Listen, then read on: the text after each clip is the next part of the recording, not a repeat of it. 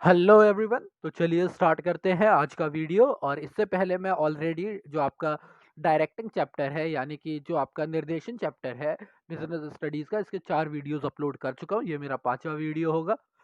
तो इसी के साथ स्टार्ट करते हैं। अगर आपको वो भी देखने हैं तो मैं प्लेलिस्ट का जो लिंक है वो डिस्क्रिप्शन बॉक्स में डाल दूंगा। ओके। तो चलिए, आज का जो हमारा पहला कॉन्सेप्ट है वो है मैस्लो की विचारधारा, यानी कि थ्योरी ऑफ मैस्लो कह सकते हो आप, है ना। थ्योरी ऑफ मैस्लो या आइडिया ऑफ मैस्लो भी कह सकते हो।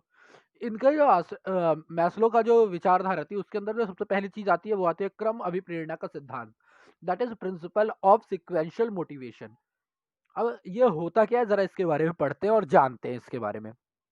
फर्स्ट चीज क्या बोलता है कि लोगों का व्यवहार उनकी आवश्यकताओं से प्रभावित होता है, यानी कि the behaviour of a person is affected by the need of the person. जैसी आपकी नीड होगी वैसा आपका बिहेवियर होगा।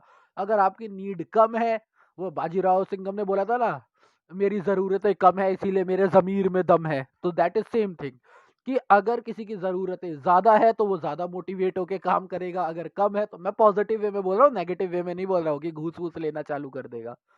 ओके।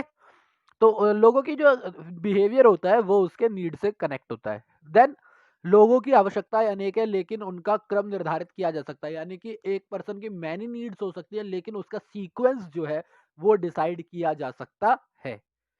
नेक्स्ट, संतुष्ट आवश्यकता से अभिप्रेरणा बंद हो जाती है, यानी कि अगर आपके पास एक सेटिस्फाइड नीड है, if you have a satisfied need then there will be no motivation. यानी कि अगर आप सेटिस्फाई हो गए किसी चीज से तो आप मोटिवेट ही नहीं हो पाओगे। जैसे कि अगर एक क्रिकेटर सेटिस्फाई हो गया, यार मैंने इतने रन बना लिए ना, खत्म, वो कभी अच्छा परफॉर्म नहीं करेगा। वो हमेशा तभी अच्छा परफॉर्म करेगा जब उसे अभी नहीं, ये रिकॉर्ड तोड़ना है, अभी ये रिकॉर्ड तोड़ना है, मुझे अभी और अच्छा खेलना है, तभी वो मोटिवेट रह पाएगा।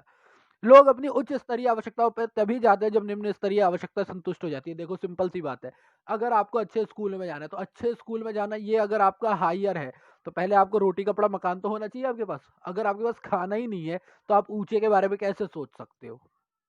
समझ में आई बात। तो इसीलिए जब तक आपके लो लेवल की सेटिस्फेक्शन नहीं होगी नीड, तब तक आप हायर लेवल के ऊपर जा ही नहीं सकते।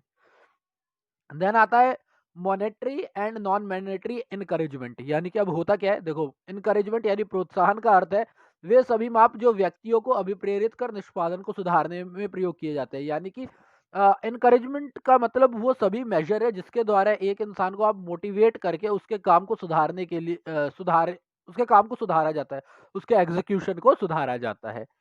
अब ये व्यक्तिगत, ये ना हिरारकी है, ये मैस्लो की हिरारकी कहा जाता है इसे।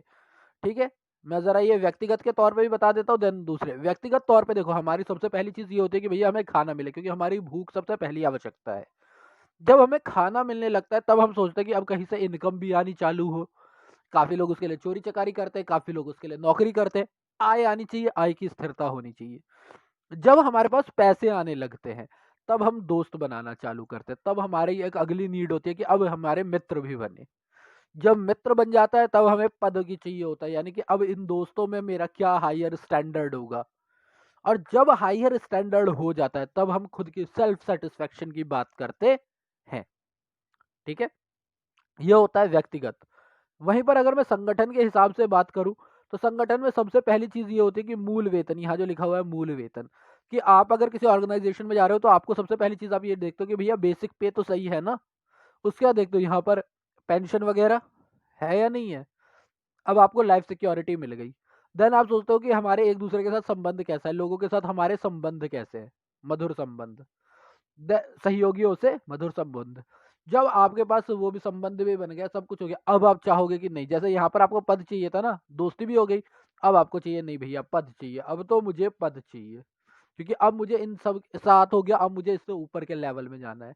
और जब ये हो जाता है तब हम अपने लक्ष्यों की प्राप्ति करते हैं, यानी सेल्फ अटेन गोल्स जो होते हैं उसकी प्राप्ति करते हैं। यहाँ पर एक लाइन लिखी हुई है जो आपको अगर नहीं भी दिख रही होगी तो मैं थोड़ा सा नीचे करके बता देता हूँ, कि ये जो क्रम है इसमें आप 5-5 के स्टेप देख रहे हो, तो इस हायरार्की की यही बोली हुई बात है कि जब तक एक इंसान के नीचे के 4 स्टेप क्लियर नहीं होते वो 5वें पे नहीं जाता।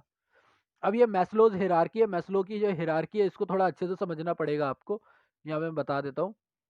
पहला है, इंसान की जो सबसे पहली बेसिक नीड होती है वो होती है फिजिकल नीड, जिसके अंदर आता है रोटी कपड़ा मकान हवा पानी जीवन शिक्षा स्वास्थ्य, यानी कि food shelter clothes air water and other living amenities. Amenities for life, यानी दूसरी हमारी एमिनिटीज होती हैं वो आती हैं।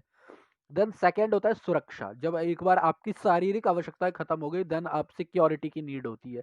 यानी कि अब आपको रोटी कपड़ा वगैरह मिल रहा है, तो मैंने जैसे बोला आय, तो अब आपको चाहिए जॉब, चाहिए कि जॉब की में सिक्योरिटी चाहिए, आपको इनकम स्टेबिलिटी चाहिए, आपको पेंशन चाहिए, ताकि आपकी लाइफ लॉन्ग क्या रह सके, आय इनकम बनी रहे, आपको एक सिक्योरिटी मिल जाए, बाकी की नीड हमेशा पूरा होने की। कि शारीरिक आवश्यकता जो है वो हमेशा पूरी होती रहे, वो ये करता है।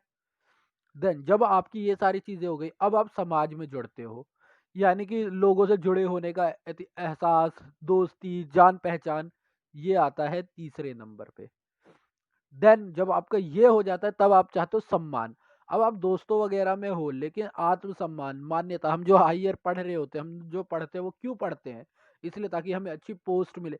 एजुकेशन का एक सबसे बड़ा जो फंड है वो यही है कि एक ह्यूमन को अच्छा बनाना, एक ह्यूमन के लिविंग स्टैंडर्ड को सुधारना, उसके मेंटल स्टेटस को सुधारना, यही ह्यूमन के लिए मेन होता है एजुकेशन का।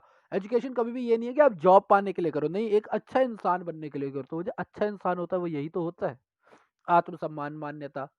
जब ये सब हो जाता है, तब होती है आत्मसंतुष्टि, यानी कि सेल्फ सेटिस्फैक्शन, सेल्फ एक्सप्लोरेशन, जिसे हम लोग बोलते हैं मोक्ष वाली जो होती है ना, कि निर्वाणा जिसे कहते हैं हम लोग। ठीक है, ये वो वाली स्टेज होती है। क्लियर। अब देखिए, मौद्रिक और गैर मौद्रिक है, इसके बारे में थोड़ा सा पढ़ लेते हैं। तो मौद्रिक के अंदर पहला क्या दे रखा है कि व्हाट इज, जो हमारे इनकरेजमेंट है, मैंने बोला मॉनेटरी भी होते हैं, नॉन मॉनेटरी भी होते हैं। तो जिनका मूल्यांकन मुद्रा के रूप में किया जा सकता है, यानी कि जिसको हम मेजर कर सकते हैं इन टर्म्स ऑफ मनी, वो मौद्रिक होते हैं, यानी कि मॉनेटरी होते हैं। और जिनका मुद्रा से कोई प्रत्यक्ष संबंध नहीं होता, प्रत्यक्ष, यानी which is not directly related to money, is called non monetary. ठीक है। वेतन तथा भत्ता, जैसे कि हम लोग बोलते हैं सैलरी एंड अलाउंसेस। भाई अगर आप लोगों को अलाउंस अच्छी देते हो, सैलरी अच्छी देते हो, तो वो उनके लिए मॉनेटरी इनकरेजमेंट है। लेकिन अगर आप उन्हें पद प्रतिष्ठा की बात करते हो, यानी ऊंचा पद दे देते हो, तो ऊंचा पद दे देते हो तो मान सम्मान, आवश्यकताएं बढ़ती है। क्लियर। तो ये नॉन मॉनेटरी हो गया। लाभ में भागीदारी की अगर मैं बात करता हूँ, तो संस्था के लाभों में कर्मचारियों का हिस्सा, ये मॉनेटरी हो गया कि भैया प्रॉफिट में हिस्सा दे रहे हैं, मॉनेटरी हो गया। अच्छा काम करने के लिए वातावरण अगर आप प्रोवाइड करवा रहे हैं, झगड़ा नहीं होता, ये बिग बॉस का घर नहीं होता जो ऑर्गेनाइजेशन, तो वो क्या होता है हमारा नॉन मॉनेटरी हो जाता है। बोनस मॉनेटरी है, पैसा मिल रहा है। जीवन वृत्ति विकास के सुअवसर और कौशल अवसर, यानी कि अपने टैलेंट को, अपनी एबिलिटी को बढ़ाने के मौके, अपनी जीवन की जो आपकी लाइफ एक्सपेक्टेंसी है उसके बढ़ाने के और भी बहुत सारे, जैसे घूमने वूमने का दे देते हैं, ट्रिप वगैरह का दे देते हैं। ठीक है। उत्पादकता संबंधित परिमृत कार्य के अनुसार परिश्रम, यानी बेसिकली जो भी आप काम कर रहे हो वो किसके उसके ऊपर करो आप। प्रोडक्शन अगर आप अच्छा कर रहे हो तो उसके ऊपर जो आपको एक्स्ट्रा अलाउंस मिलता है, या जिसको हम लोग वो भी बोलते हैं इंसेंटिव्स। हाँ, तो अगर आपको प्रोडक्शन संबंधी इंसेंटिव्स मिलते हैं तो वो मॉनेटरी हो गया। लेकिन पद संवर्धन, कार्य को और अधिक रुचिकर बनाना, यानी कि जब आपके काम में ही क्या करते हैं, वो मल्टीपल है, यानी आपका जो पोजीशन है उसी में वो दो तीन कामों को मिला करके और इंटरेस्टिंग काम बनाते हैं। वो सबका कार्यभार आपको नहीं दे रहे, पर हाँ थोड़ा थोड़ा आप सब जगह पार्टिसिपेट कर पा रहे हो। ठीक है।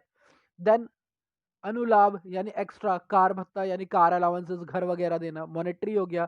कर्मचारियों को मान सम्मान देने से संबंधित कार्यक्रम, यानी कि आप ओनर के लिए कर सकते हो, कोई रिटायर हो रहा है तो उसके लिए एक ऑनर का वो कर सकते हो, आप फेयरवेल टाइप का कर सकते हो, कोई अच्छा काम करता है तो उसके लिए जो monthly employee of the month का वैसा होता है सेमिनार, एक अवार्ड होता है, वो चीज़ है। देन सहभागीदारी या स्टॉक, यानी शेयर बाजार में जो ईसोप आपने पढ़ा भी होगा अकाउंट में, एम्प्लॉय स्टॉक ऑप्शन प्लान जो है, ये उसका पार्ट हो गया। देन पद सुरक्षा की, भैया नौकरी आपको हमेशा रहेगी। अब ये मॉनेटरी नहीं है पर नॉन मॉनेटरी तो है ना। ठीक है। देन लास्ट जो होता है वो हमारा सेवानिवृत्ति लाभ, यानी पेंशन वगैरह हो गया। देन इसमें कर्मचारियों की भागीदारी, निर्णय लेने में अगर आपसे भागीदारी मांगी जाती है तो आप ज्यादा अच्छे से करोगे काम। लास्ट आपका जो नॉन मॉनेटरी होता है वो है कर्मचारियों का सशक्तिकरण, यानी ज्यादा स्वायत्ता व अधिकार देना, यानी कर्मचारियों को ज्यादा स्वतंत्रता देना। ये आपका सेकंड पार्ट होता है, ये लास्ट पार्ट होता है किसका, नॉन मॉनेटरी का। तो ये था जो हमने पढ़ा है मैस्लो की हिरार्की के बारे में। आई होप ये वीडियो आपके लिए सपोर्टेबल होगी और अच्छा आपको हेल्प मिलेगी। बाकी नेक्स्ट वीडियो में हम लोग नेतृत्व यानी कि लीडरशिप के बारे में बात करेंगे। सो तब तक के लिए thank you and stay safe.